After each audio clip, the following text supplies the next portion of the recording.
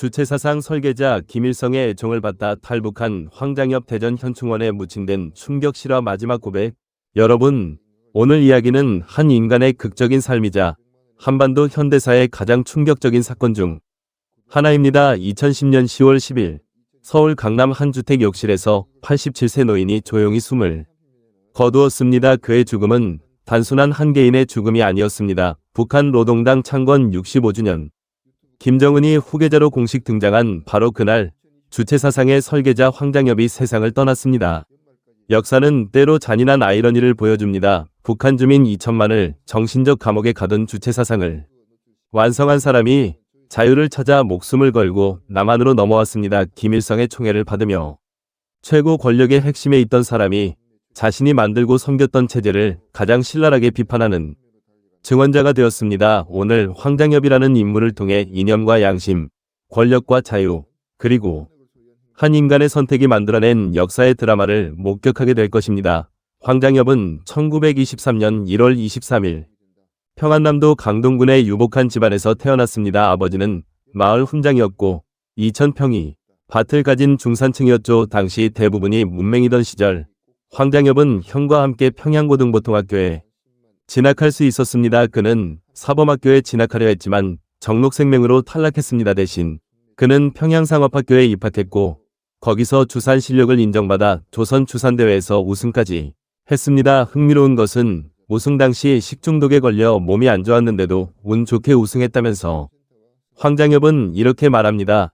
정신을 강화시키려면 육체를 약화시켜야 한다. 그래서 단식이나 냉방에서 자는 등 육체를 혹사했다는데요. 이미 그때부터 극단적인 사고방식에 싹이 보였던 것일까요? 1941년 18세의 황장엽은 일본 도쿄로 유학을 떠났습니다. 주오대학 야간 전문부 법과에 입학했죠. 하지만 태평양전쟁이 격화되면서 1944년 제1조선인 100여 명과 함께 강제 송환되어 태백 탄광에서 징용살이를 했습니다.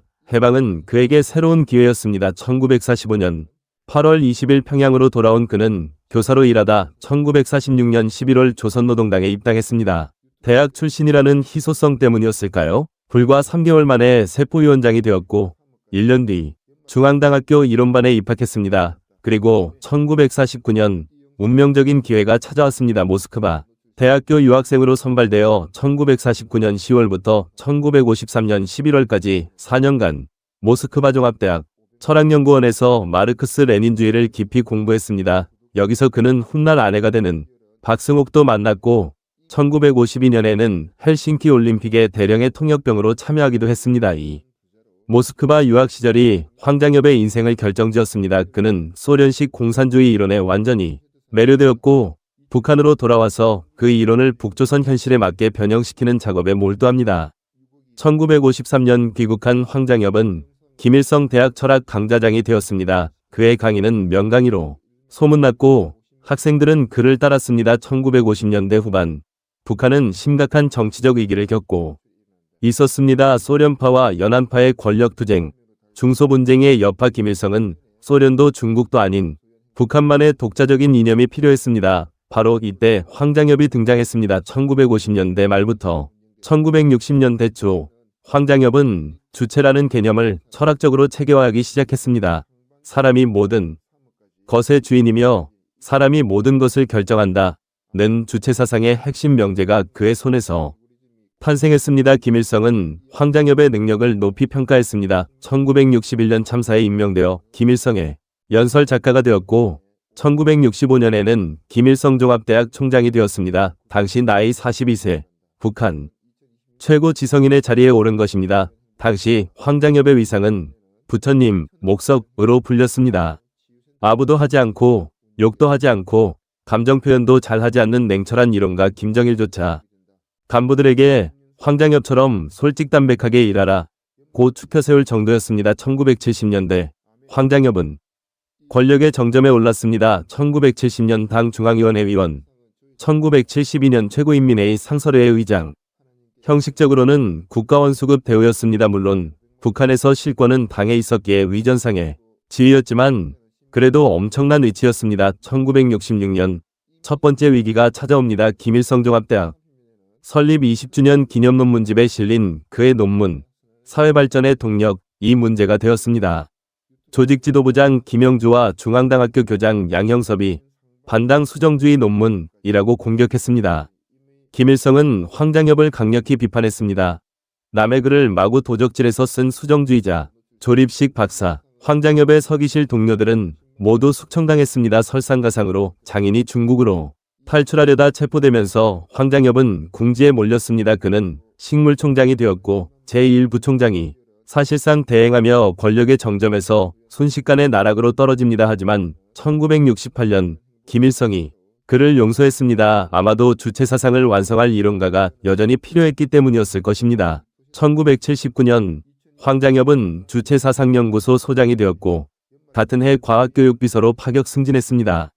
1980년에는 비서국 비서에 유임되며 북한에서 사상을 담당하는 최고위직으로 다시 권력의 핵심에 섰습니다. 황장엽의 가족관계는 북한 최고 권력층과 깊이 얽혀 있습니다. 그의 전처 박승옥은 박철의 딸로 박철의 형이 김일성의 큰고모 김구일여와 결혼했습니다. 황장엽은 김일성과 사돈의 사돈 관계였습니다. 놀라운 것은 아들 황경모가 김일성의 사위 장성택의 맏누이 딸과 결혼했습니다. 황장엽은 김일성 그리고 나중에 권력을 쥔 장성택과 겹사돈 관계를 맺고 있었습니다. 이런 가족관계는 황장엽에게 든든한 보호막이었지만 동시에 벗어날 수 없는 족쇄이기도 했습니다. 그가 탈북을 결심했을 때 가장 큰 고통이 바로 이 가족들을 버리고 가야 한다는 것이었습니다. 부인 박승옥은 북한 유수의 출판사인 외국문출판사에서 일했고 슬하에 일남 3녀를 두었습니다. 아들은 외교관, 큰딸 황선희는 외국문학학자,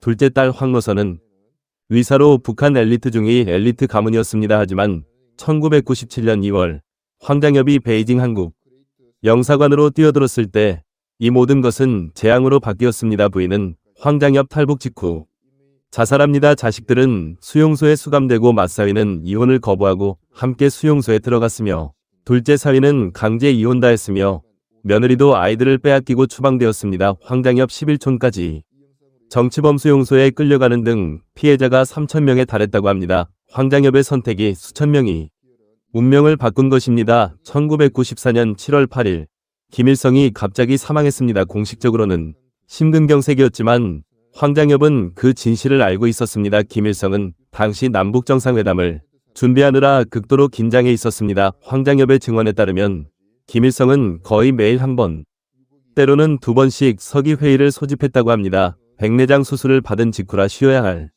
상황이었는데도 6월 13일 카터 전 미국 대통령을 만난 이후 남북정상회담 때문에 계속 흥분해 있었다는 것입니다. 그리고 7월 8일 묘양산 별장에서 김일성은 쓰러졌습니다. 남북정상회담은 불과 한 달도 남지 않은 시점이었습니다. 황장엽에게 김일성의 죽음은 큰 충격이었습니다.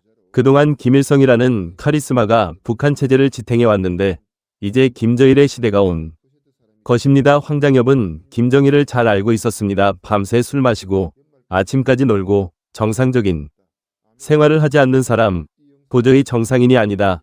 라고 황장엽은 회고했습니다. 1990년대 중반 북한은 고난의 행군 시기를 맞았습니다. 소련 붕괴로 지원이 끊기고 자연재해까지 겹치면서 대규모 아사 사태가 발생했습니다. 수십만 명, 많게는 300만 명까지 아사했다는 보고가 있습니다. 황장엽은 평양에 살았지만 그는 주체사상연구소장, 국제비서로 북한 전역에서 올라오는 보고서들을 읽었습니다. 함경도에서 떼죽음을 당하는 사람들, 나무껍질과 풀뿌리로 연명하는 인민들, 꽃제비로 떠도는 아이들 자신이 설계한 주체사상, 인민대중이 역사의 주인 이라는 그 이론은 어디로 갔을까요?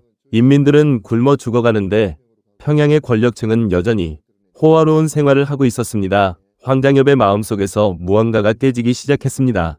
1993년 말 황장엽은 다시 국제비서가 되었습니다. 이 직책은 대외 교류를 담당하는 자리였기에 그는 자주 중국과 다른 나라들을 방문했습니다. 1994년 1월 황장엽은 북한 대표단을 이끌고 베이징에 갔습니다. 명목상으로는 중국식 개방정책을 배우러 가는 것이었습니다. 당시 북한 내부에서도 중국처럼 개혁개방을 해야 하는 것 아니냐는 목소리가 있었으니까요. 하지만 황장엽은 베이징에서 1978년 덩샤오핑의 개혁개방 이후 15년간 급속히 발전한 중국을 마주합니다. 고층 빌딩이 올라가고 사람들은 다양한 옷을 입고 거리를 활보했습니다. 상점에는 물건이 넘쳐났고 사람들은 자유롭게 사고 팔았습니다. 평양으로 돌아온 황장엽의 눈에 회색빛.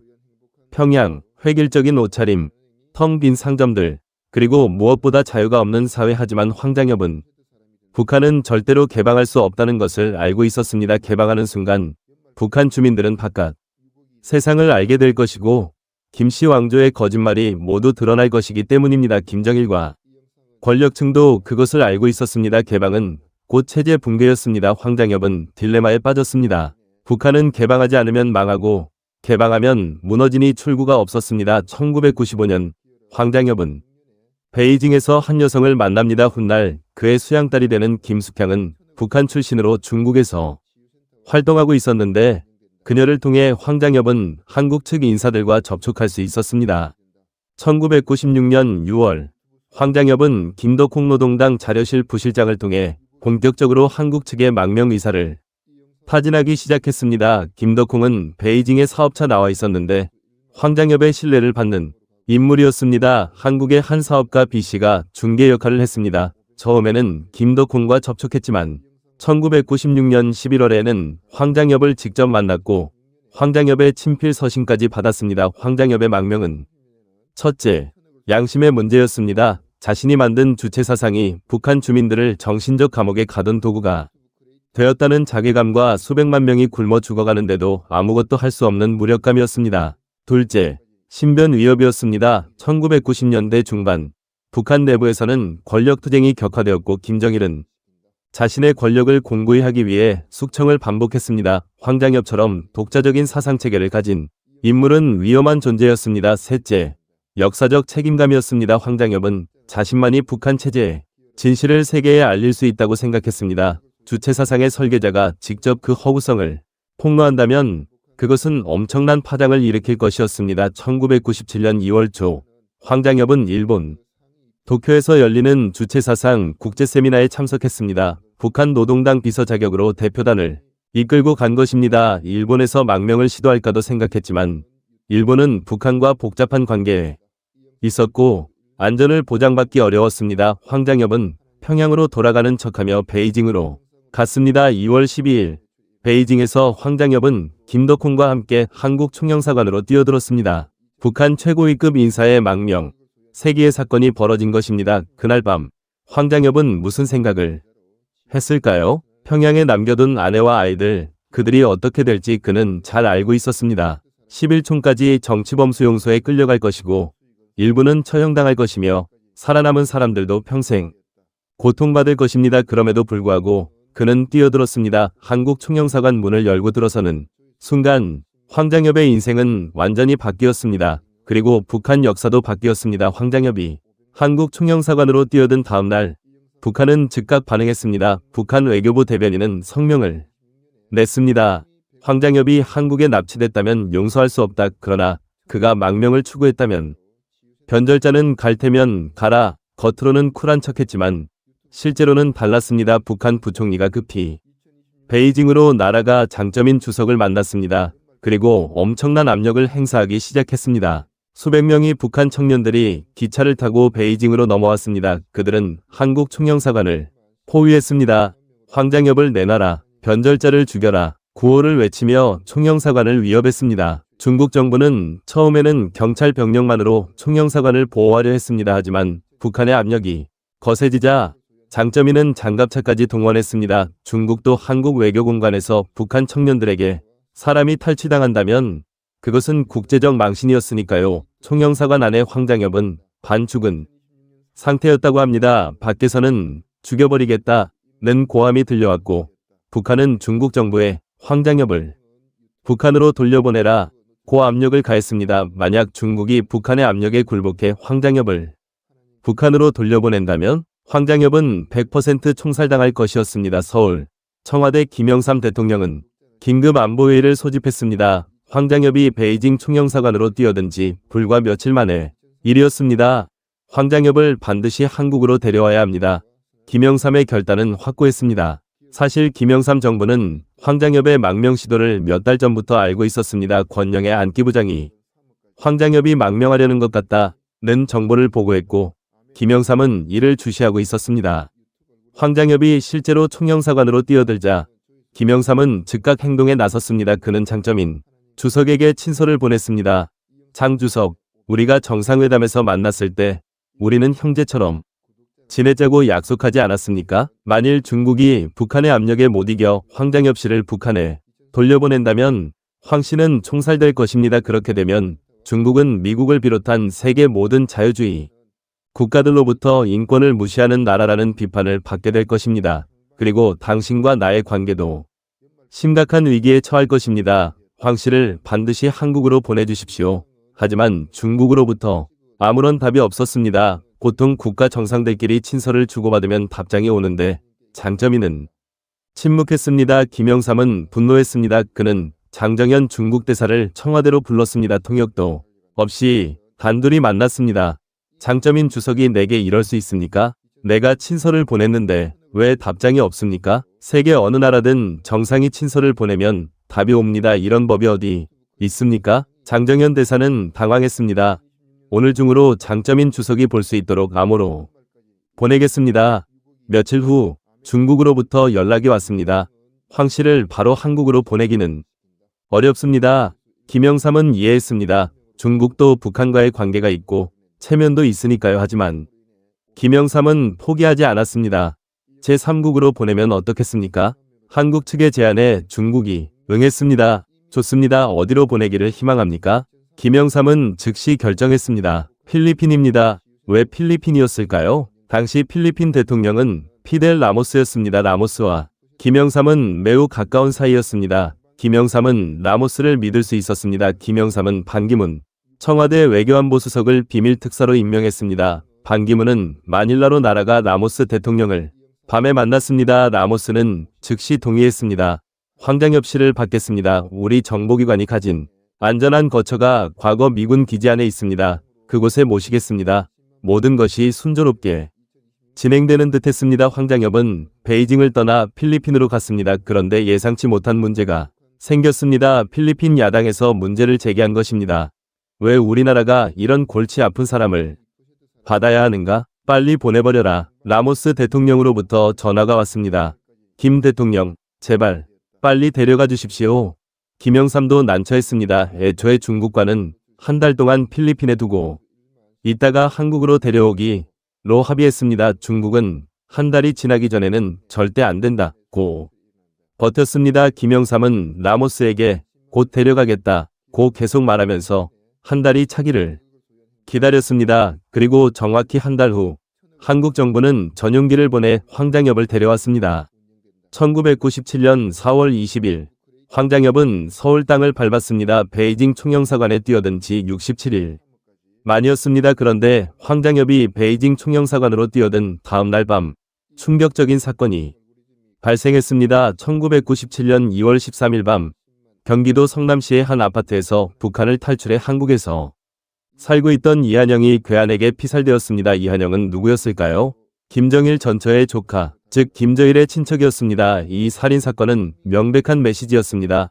황장엽, 한국에 가면 너도 죽는다.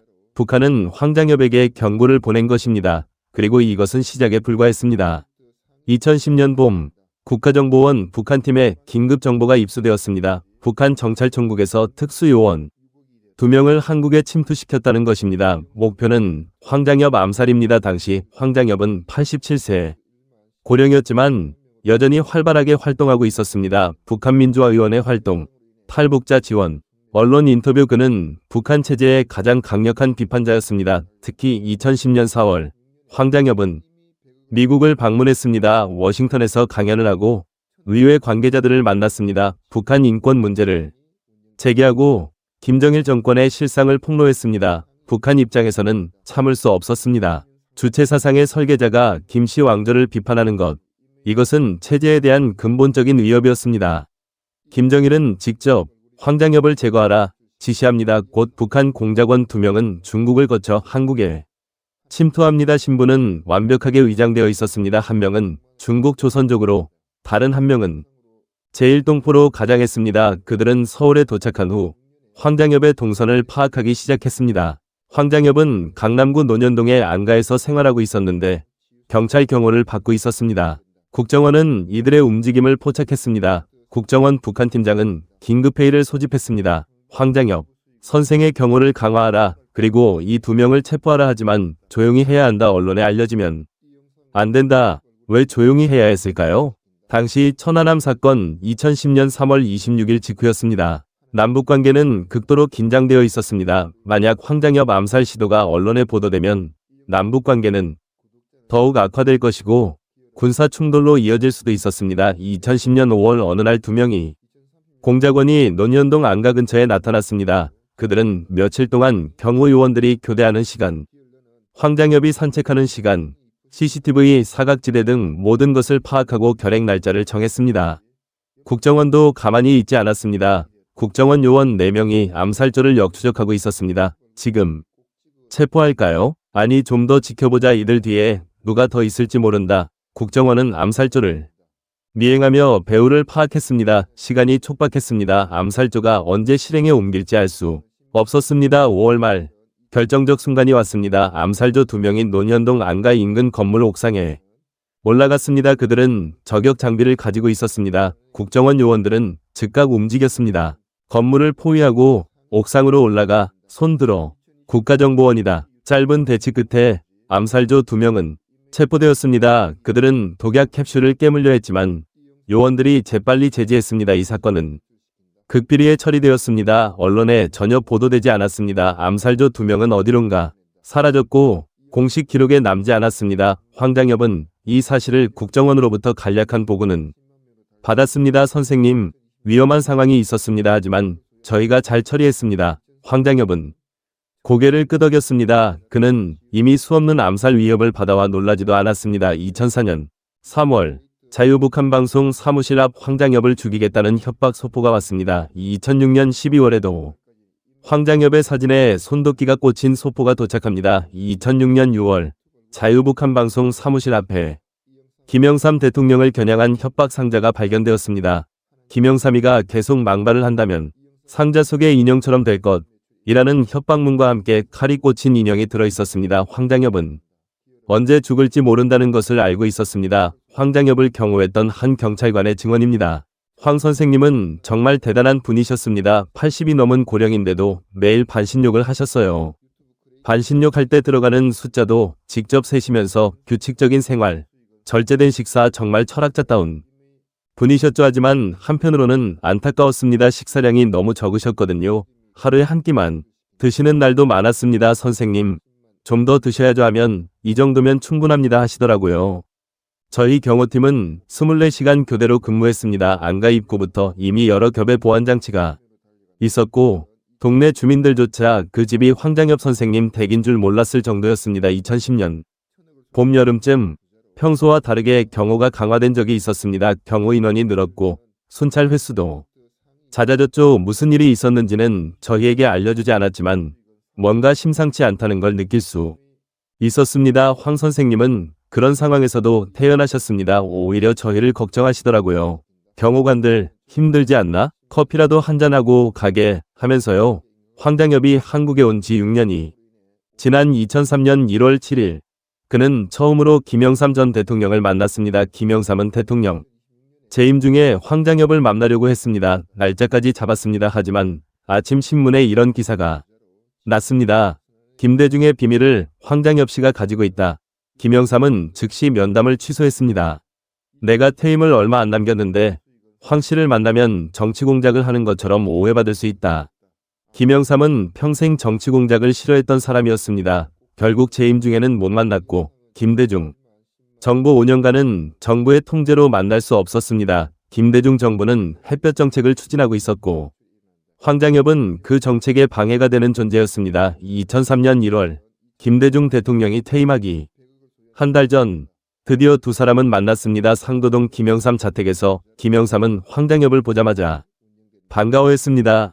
어서 오시오. 황석이. 그동안 고생이 많으셨소. 황장엽도 감격했습니다. 대통령 각하. 정말 뵙고 싶었습니다. 두 사람은 식탁에 앉았습니다. 그런데 국정원 기관원이 함께 식탁에 앉으려 했습니다. 김영삼의 얼굴이 붉어졌습니다. 너 당장 나가.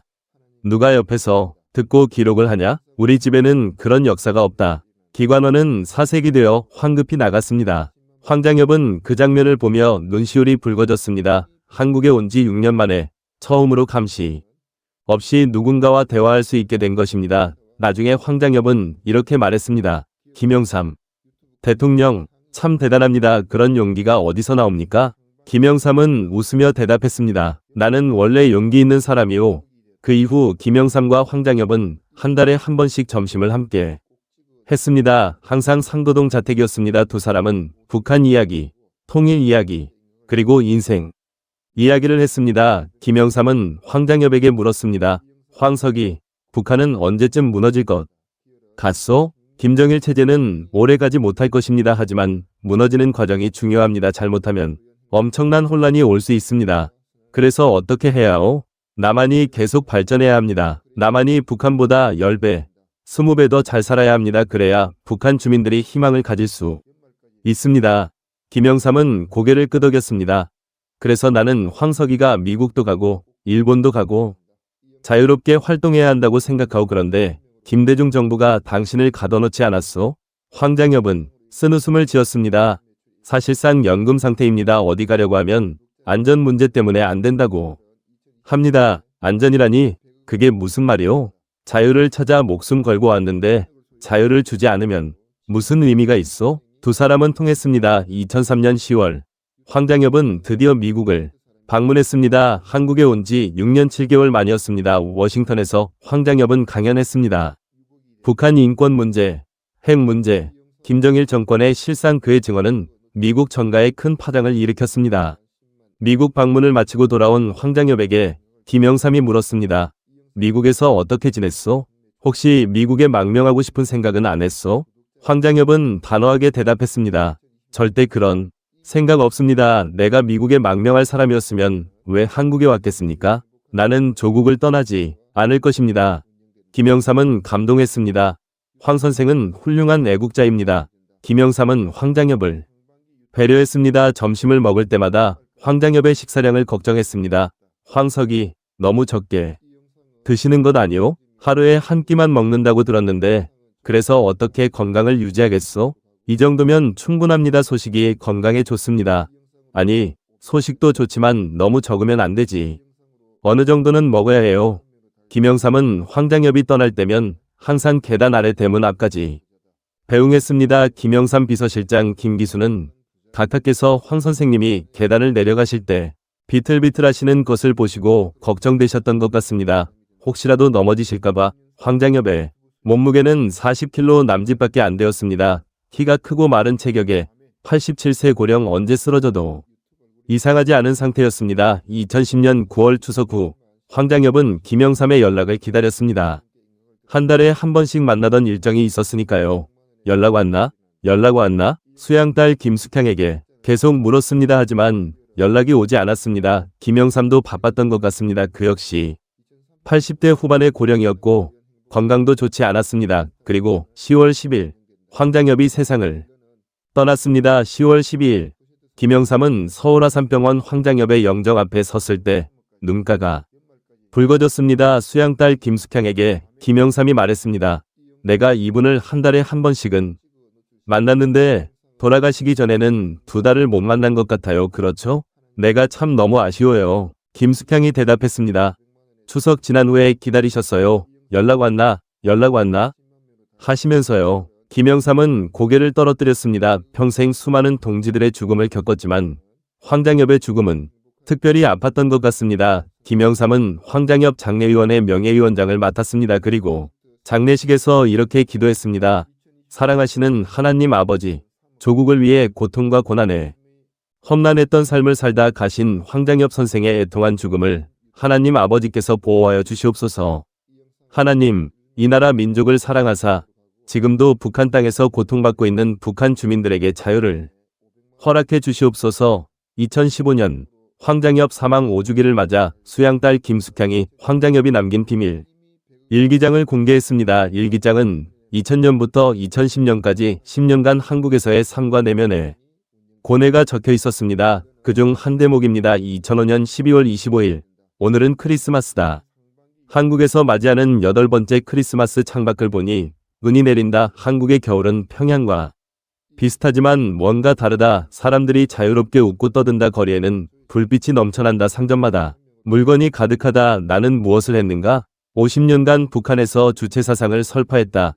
인민대중이 역사의 주인이라고 외쳤다. 사람이 모든 것의 주인이며 사람이 모든 것을 결정한다. 고 가르쳤다. 하지만 그것은 거짓말이었다. 북한에서 인민은 주인이 아니었다. 노예였다. 김씨 왕조의 노예. 나는 그 거짓말을 철학적으로 포장했다. 그럴듯한 이론으로 치장했다. 그래서 북한 주민들은 속았다. 우리가 주인이구나. 우리가 위대한 인민이구나 착각했다. 하지만 실제로 굶어 죽고 얼어 죽고 총살당하고 수용소에서 썩어갔다. 나는 평양에서 호화로운 삶을 살았다. 김일성의 총애를 받았다. 훈장을 받았다. 권력의 핵심에 있었다. 그리고 나는 알고 있었다. 북한 주민들이 굶어 죽어간다는 것을, 함경도에서 떼죽음을 당한다는 것을, 아이들이 꽃제비가 되어 떠돈다는 것을. 하지만 나는 아무것도 하지 않았다. 하니 더 나쁜 짓을 했다. 주체사상을 더욱 정교하게 다듬었다. 김일성, 김정일을 신격화하는 이론을 만들었다. 나는 범죄자다. 북한 주민 2천만을 정신적 감옥에 가둔 범죄자. 한국에 온 이유는 무엇인가? 양심의 가책? 자유에 대한 갈망? 아니면 단순히 신변의 위협 때문인가? 솔직히 말하면 다 섞여 있었다. 김일성이 죽고 김정일 시대가 왔을 때 나는 위험을 느꼈다. 김정일은 나를 좋아하지 않았다. 언제 숙청당할지 모르는 상황이었다. 하지만 그것만은 아니었다. 1990년대 중반 고난의 행군 시기. 보고서를 읽을 때마다 가슴이 찢어졌다. 수십만, 수백만이 굶어 죽어간다. 내가 만든 주체사상이 그들을 죽이고 있었다. 이건 아니다. 그렇게 생각했다. 한국에 온 후 나는 북한 체제를 비판했다. 김정일 정권의 타도를 외쳤다. 북한 인권 문제를 제기했다. 하지만 나는 위선자일지도 모른다. 50년간 그 체제를 만들고 지탱하던 사람이 이제 와서 비판한다. 속죄가 되는가? 평양에 남겨둔 아내와 아이들, 그들은 어떻게 되었을까? 부인은 자살했고 아들과 딸들은 수용소에 끌려갔다. 내 선택 때문에 내 가족이 죽고 내 친척 3,000명이 고통받고 있다. 그렇다면 내 선택은 옳았는가? 틀렸는가? 모르겠다. 다만 한 가지는 확실하다. 더 이상 거짓말을 할 수 없었다. 더 이상 그 체제에 복무할 수 없었다. 오늘 김영삼 각하를 만났다. 각하는 내게 이렇게 말했다. 황석이, 후회하지 마시오. 당신은 옳은 선택을 했소. 비록 늦었지만 그래도 한 것이오. 나는 눈물이 났다. 87세 노인이 운다는 것이 우습지만 참을 수 없었다. 각하는 내 손을 잡았다. 황석이, 당신 때문에 많은 북한 주민들이 희망을 가지고 있어. 주체사상의 설계자가 그 체제를 부정했다는 것, 그것이 얼마나 큰 의미인지 아시오? 하지만 제 가족은 그건 당신 잘못이 아니오. 김정일의 잘못이오. 당신이 남한에 오지 않았어도 언젠가는 당신 가족도 숙청당했을 거예요. 그게 북한이요. 각하의 말이 맞을지도 모른다. 나는 이제 87세다. 얼마 남지 않았다. 죽기 전에 하고 싶은 것이 있다. 북한 주민들에게, 특히 젊은이들에게 말하고 싶다. 주체사상은 거짓말이다. 너희는 노예가 아니다. 인간이다. 자유를 가질 권리가 있다. 북한을 떠나라. 자유를 찾아라. 그것이 내가 할 수 있는 유일한 속죄다. 2010년 9월 15일 일기. 2008년 김정일이 뇌졸중으로 쓰러졌다가 겨우 회복했다. 이제 김정은 시대가 온다고 한다. 김일성, 김정일, 김정은 3대 세습세계 역사상 유례가 없는 왕조 공산주의다. 나는 그 체제를 철학적으로 뒷받침했다. 부끄럽다. 오늘 일기가 마지막이 될지도 모른다. 황장엽은 주체사상의 설계자였지만 이제 그것을 부정한다. 북한의 모든 주민들에게 말한다. 주체사상은 거짓이다. 김씨 왕조는 포갑적 독재다. 너희는 자유를 가질 권리가 있다. 너희는 인간답게 살 권리가 있다. 두려워하지 마라. 언젠가 북한의 그 체제도 무너질 것이다. 그날이 오면 부디 복수하지 마라. 화해하고 용서하라. 새로운 나라를 만들어라. 이것이 이 늙은 죄인의 마지막 소원이다. 2010년 10월 10일 오전 경호관이 황장엽의 방을 확인했습니다. 평소 같으면 벌써 일어나 반신욕을 하고 있을 시간이었는데 아무 기척이 없었습니다. 87세 황장엽은 강남구 논현동 자택에서 심장마비로 사망했습니다. 그날은 북한 노동당 창건 65주년이었습니다. 그리고 김정은이 후계자로 공식 등장한 날이었습니다. 역사의 아이러니였습니다. 황장엽 사망 소식이 전해지자 북한은 즉각 반응했습니다. 10월 14일 우리 민족끼리는 천벌을 받은 인간 추물의 비참한 종말이라는 제목의 논평을 올렸습니다. 황가놈이 지난 10일 급사하였다고 한다. 황가놈의 급사는 하늘이 내린 천벌이다. 천추에 용납 못할 망구역적 황가놈은 천벌을 받아 청청 하늘에서 마른 벼락 맞듯이 누구도 모르게 알몸뚱이로 욕조에서 더럽게 되졌다. 저주와 욕설로 가득한 긴 논평이었습니다. 하지만 그 저주 뒤에 무엇이 숨어 있었을까요? 두려움이었습니다. 북한 지도부는 두려웠습니다. 주체 사상의 설계자가 그 사상을 부정했다는 것, 최고 엘리트가 체제를 배신했다는 것, 그것은 북한 체제가 얼마나 허약한지를 보여주는 증거였습니다. 더 아이러니한 것은 북한이 그렇게 저주하는 황장엽이 만든 주체 사상은 여전히 북한의 공식 이념입니다. 인류 사상사의 최고봉, 불패의 사상 강국, 북한은 오늘도 주체 사상을 찬양합니다. 자신들이 죽이려 한 사람이 남긴 유산의 단물만은 계속 빨아먹고 있습니다. 황장엽 사망 이틀 뒤 10월 12일 이명박 정부는 황장엽에게 국민훈장 무궁화장 1등급을 추수하고 국립대전현충원에 안장하기로 결정했습니다. 즉시 논란이 일었습니다. 민주당 정세균 의원은 이분은 주체 사상에 이론적 기초를 닦았고 오늘날 북한 현실에 대해 책임이 있다. 남한에 와서 주체 사상을 부정한 바가 없다. 진중권은 황장엽은 전향한 적 없다. 그는 투철한 김일성주의자이며 원본 주체 사상가다. 그저 김정일과 사이가 나빴을 뿐 보수의기 김일성주의자 주체 사상가의 장래를 주관한다니 코미디다. 지만원은 황장엽은 김정일과 관계가 악화되자 남한을 피신처로 이용한 사람이다. 대한민국 국민이 아니다. 귀순하기를 끝까지 거부하고 망명자 신분을 고집했다. 반대 여론이 거셌습니다. 하지만 정부는 결정을 번복하지 않았습니다. 이명박 대통령은 황장엽 선생은 역사의 아픔이다. 생전과 사후 모두 국가가 책임지고 지켜야 한다. 맹영규 행자부 장관은 북한의 실상을 세계에 알려 안보 태세 확립에 기여하고 북한 민주화 발전과 개혁 개방에 헌신한 것을 인정했다. 고했습니다. 10월 14일 황장엽은 국립대전현충원에 안장되었습니다. 한나라당 의원들과 정관계 인사들이 참석했지만 민주당, 민주노동당, 진보신당 관계자들은 아무도 참석하지 않았습니다. 한국 사회는 황장엽을 두고 깊이 분열되어 있었습니다. 황장엽은 북한에서 망구역적, 변절자, 인간 쓰레기로 남한 보수에서는 애국자, 자유투사, 북한 민주화의 선구자, 로 남한 진보 측에서는 주체 사상의 설계자, 북한 주민, 억압의 책임자, 전향하지 않은 공산주의자로 불립니다. 어느 것이 황장엽의 진실일까요? 아마 모두 진실일 것입니다. 황장엽은 복잡한 인간이었습니다. 한마디로 정의할 수 없는 인물이었습니다. 그는 주체 사상을 만들었습니다. 그것은 북한 주민을 정신적 감옥에 가둔 이념이었습니다. 하지만 그는 그 사상을 부정하고 탈출했습니다. 목숨을 걸고 가족을 버리고 권력을 포기했습니다. 그는 북한 엘리트로 호화로운 삶을 살았습니다. 하지만 한국에서 하루 한 끼의 검소한 삶을 살았습니다. 그는 김일성, 김정일을 섬겼습니다. 하지만 말년에는 김정일 정권 타도를 외쳤습니다. 그는 공산주의자였습니다. 하지만 마지막에는 민주주의를 믿는다고 고백했습니다. 2030년 5월 대전 현충원으로 갑니다. 서울에서 온 한 초등학교 6학년 학생들이 견학을 왔습니다. 선생님의 인솔하에 현충원을 둘러보던 아이들 한 아이가 묘비 앞에서 멈췄습니다. 선생님, 이 사람은 누구예요? 황장엽? 선생님이 설명했습니다. 황장엽 선생님은 복잡한 분이야. 원래 북한에서 아주 높은 사람이었어. 대학 총장도 하고 북한 국회의장 같은 것도 했지. 그리고 주체사상이라는 걸 만든 사람이기도 해. 주체사상이 뭐예요? 북한 사람들이 믿는 아니 믿게 강요당하는 사상이야. 김일성, 김정일, 김정은을 신처럼 믿게 만드는 거지. 그럼 나쁜 사람 아니에요? 왜 여기 묻혔어요? 그분은 나중에 한국으로 와서 1997년에 그리고 북한 체제가 나쁘다고 김정일 정권이 무너져야 한다고 말했어. 북한 주민들이 자유를 가져야 한다고 외쳤지. 그럼 좋은 사람이네요.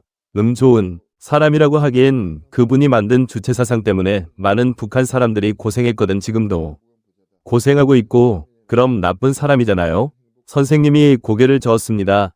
선생님도 잘 모르겠어. 어떤 사람들은 이분을 영웅이라고 하고 어떤 사람들은 범죄자라고 해. 둘 다 맞는 말일 수도 있어. 아이가 고개를 갸웃거렸습니다.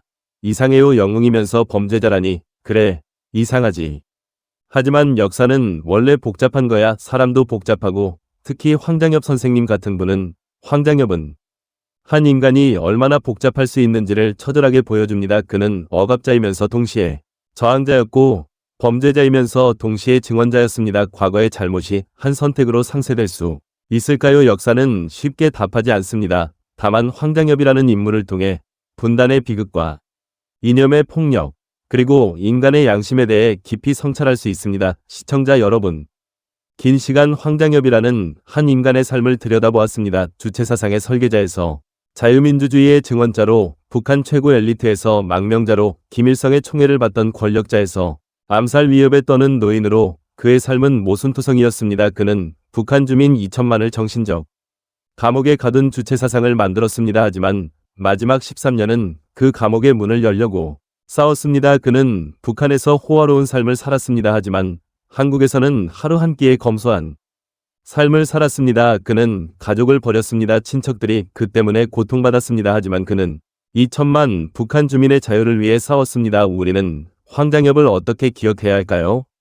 애국자? 반역자? 영웅? 범죄자? 아마 정답은 없을 것입니다. 하지만 한 가지는 확실합니다. 인간은 변할 수 있는가? 70세가 넘어서도 자신의 모든 과거를 부정하고 새로운 선택을 할 수 있는가? 황장엽은 그럴 수 있다고 증명했습니다. 황장엽은 13년간 북한 체제를 비판하고 북한 주민의 자유를 외쳤습니다. 완전한 속죄는 아니지만 황장엽의 증언은 많은 사람들에게 북한의 진실을 알렸고 탈북자들에게 희망을 주었습니다. 황장엽은 통일을 보지 못하고 세상을 떠났습니다. 황장엽은 떠났지만 그가 남긴 과제는 여전히 우리 앞에 있습니다. 북한 주민의 자유, 한반도의 통일, 과거와의 화해, 이것들을 여전히 진행형입니다. 대전 현충원 황장엽의 묘비에는 북한 민주화를 위해 헌신한 자유투사가 새겨져 있습니다. 논란의 여지가 있지만 부정할 수 없는 한 가지는 황장엽은 자유를 위해 모든 것을 버렸습니다. 권력, 가족, 명예, 안전, 그리고 마지막 13년을 북한 주민의 자유를 위해 싸우며 살았다는 것만으로도 황장엽은 기억될 가치가 있습니다. 여러분, 긴 시간 함께 해주셔서 감사합니다. 오늘 이야기가 여러분께 생각할 거리를 주었기를 바랍니다. 구독과 좋아요, 알림 설정 부탁드립니다. 여러분의 댓글도 기다리겠습니다. 황장엽에 대해 어떻게 생각하시는지, 통일에 대해 어떤 생각을 가지고 계신지 자유롭게 의견을 나눠주세요. 다음 시간에 더 흥미로운 이야기로 찾아뵙겠습니다. 오늘도 행복하십시오. 감사합니다.